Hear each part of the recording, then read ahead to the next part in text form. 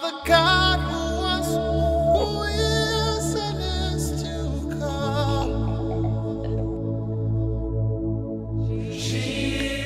La Déclaration universelle des droits de l'homme de 1948 stipule que le droit à l'éducation fait partie des droits universels les plus essentiels de l'homme. Ainsi, l'être humain sans discrimination aucune a le droit d'apprendre à écrire et à lire grâce aux connaissances transmises par l'éducation. Malheureusement, le rapport conjoint Banque mondiale-Organisation mondiale de la santé de 2018 révèle que 90% des enfants handicapés dans le monde ne sont pas scolarisés, soit environ 33 millions d'enfants. Au Cameroun, comme partout ailleurs, 9 enfants sur 10 vivant avec un handicap ont des difficultés d'accès dans une école. C'est la raison pour laquelle l'association Ici et Là-bas a organisé le mercredi 31 août 2022 dans la salle des actes de la mairie de Douala 3e une campagne de sensibilisation sur le thème promotion de l'éducation inclusive.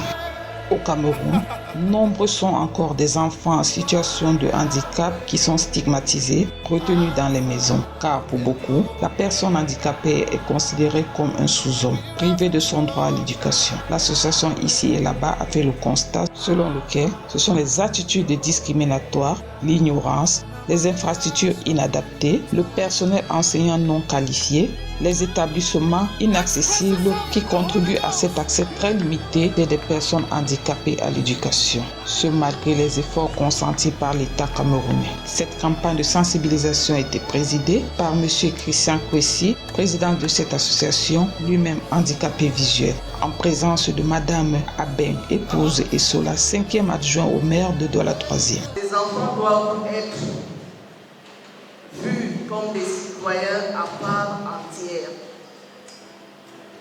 Chaque enfant a droit à l'éducation et ce droit ne saurait être aliéné.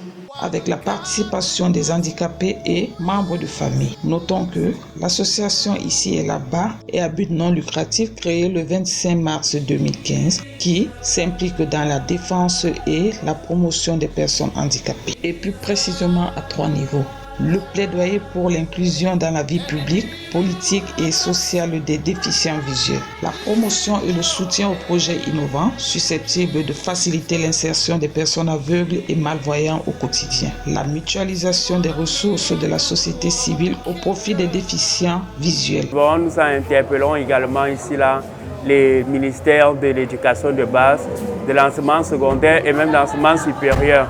Vraiment de vraiment mettre un accent sur les infrastructures pour que ces écoles soient véritablement accessibles, par exemple avec des rampes d'escalier pour les handicapés moteurs, pour des unités braille, pour les enfants aveugles et malvoyants.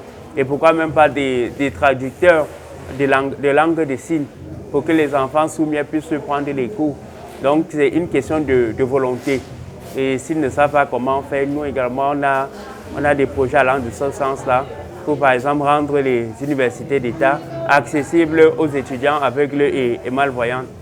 Il suffirait par exemple de mettre des imprimantes braille et avoir un service spécialisé pour la transcription en braille, par exemple pour les épreuves différentes idées, par exemple pour nos étudiants, également l'accessibilité de la documentation. Aujourd'hui, il existe des livres PDF et e-books qui peuvent faciliter la vie des élèves ou aveugles ou sourds. L'association Ici et Là-bas dit non aux barrières culturelles qui destinent les aveugles à mendier au bord des rues. Non aux préjugés qui font d'eux d'éternels assistés devenus gardiens des maisons. Non à la précarité devenue un prétexte à leur marginalisation. Non au manque d'informations permanentes. Prône la recherche de solutions pour une insertion adéquate à leurs besoins spécifiques. Father God